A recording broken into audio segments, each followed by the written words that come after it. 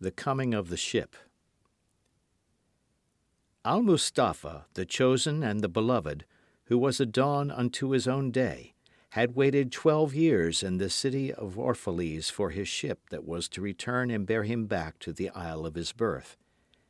And in the 12th year, on the 7th day of Elul, the month of reaping, he climbed the hill without the city walls and looked seaward, and he beheld his ship coming with the mist. Then the gates of his heart were flung open, and his joy flew far over the sea. And he closed his eyes and prayed in the silences of his soul. But as he descended the hill, a sadness came upon him, and he thought in his heart, How shall I go in peace and without sorrow?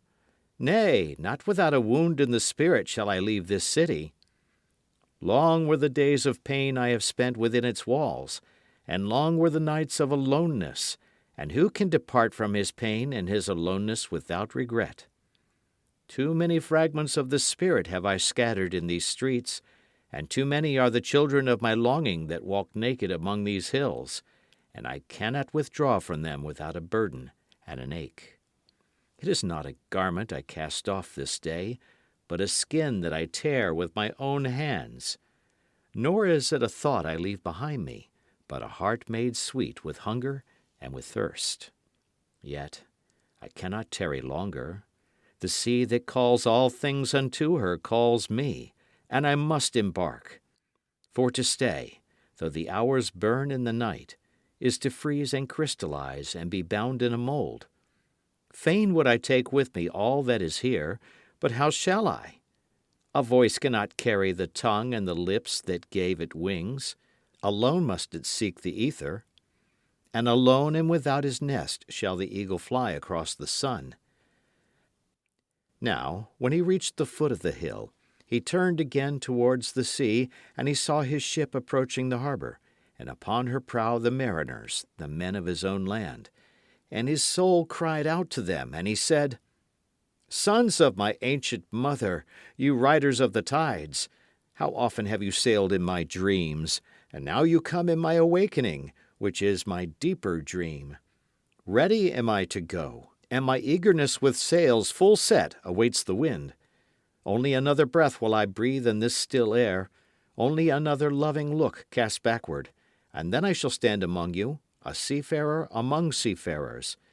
And you, vast sea, sleepless mother, who alone are peace and freedom to the river and the stream, only another winding will this stream make, only another murmur in this glade, and then I shall come to you, a boundless drop to a boundless ocean. And as he walked, he saw from afar men and women leaving their fields and their vineyards and hastening towards the city gates. And he heard their voices calling his name, and shouting from field to field, telling one another of the coming of his ship. And he said to himself, Shall the day of parting be the day of gathering? And shall it be said that my eve was in truth my dawn?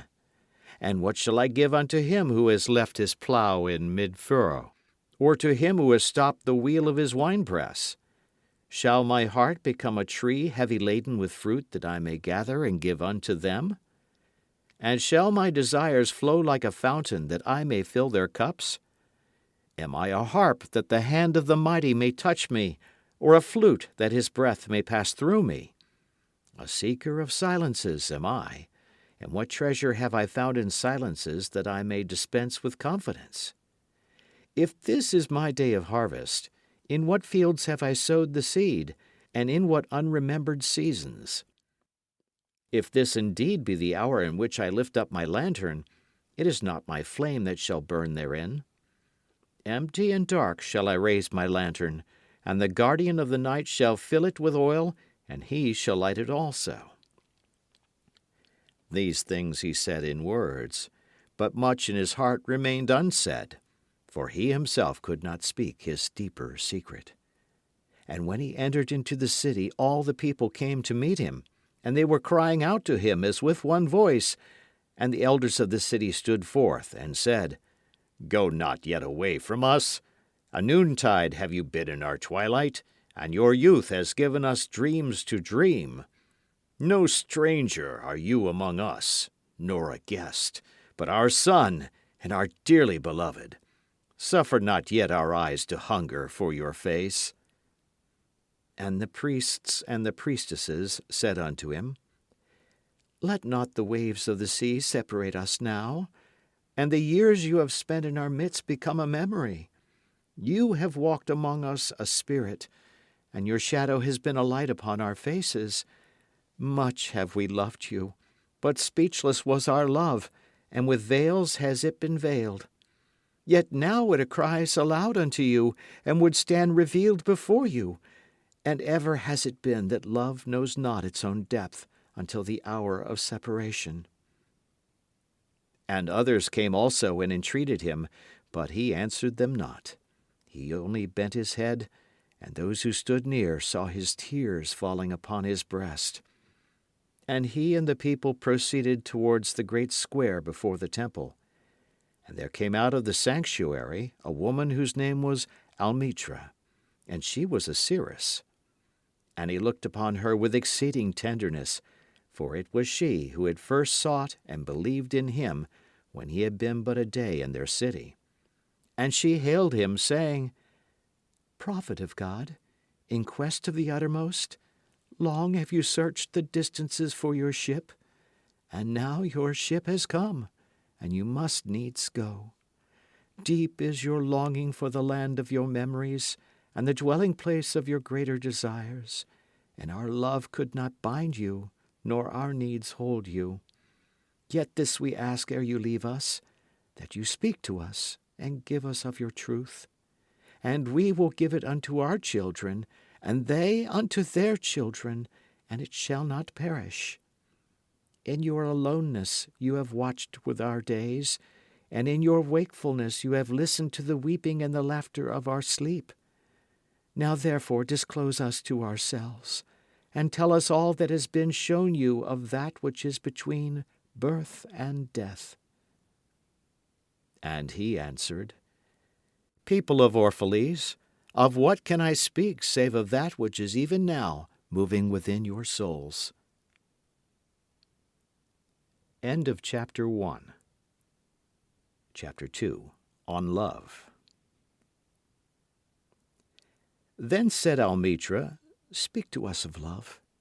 And he raised his head and looked upon the people, and there fell a stillness upon them. And with a great voice he said, When love beckons to you, follow him, though his ways are hard and steep.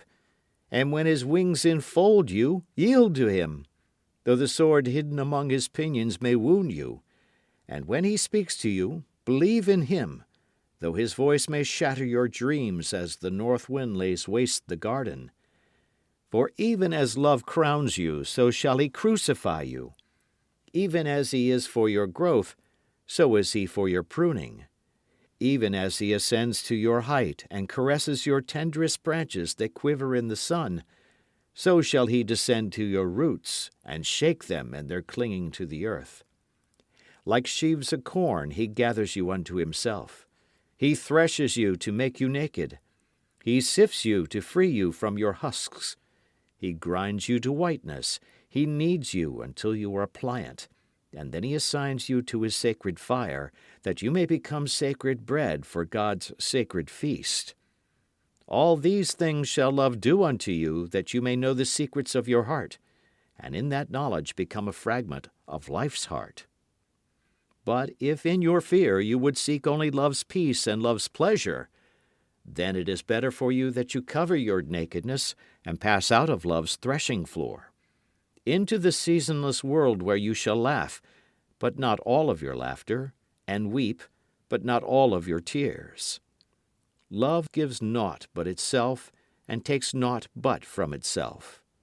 Love possesses not, nor would it be possessed, for love is sufficient unto love. And when you love, you should not say, God is in my heart, but rather, I am in the heart of God. And think not you can direct the course of love, for love, if it finds you worthy, directs your course. Love has no other desire but to fulfill itself. But if you love, and must needs have desires, let these be your desires. to melt and be like a running brook that sings its melody to the night, to know the pain of too much tenderness, to be wounded by your own understanding of love, and to bleed willingly and joyfully, to wake at dawn with a winged heart and give thanks for another day of loving, to rest at the noon hour and meditate love's ecstasy, to return home at eventide with gratitude, and then to sleep with a prayer for the beloved in your heart and a song of praise upon your lips. End of chapter.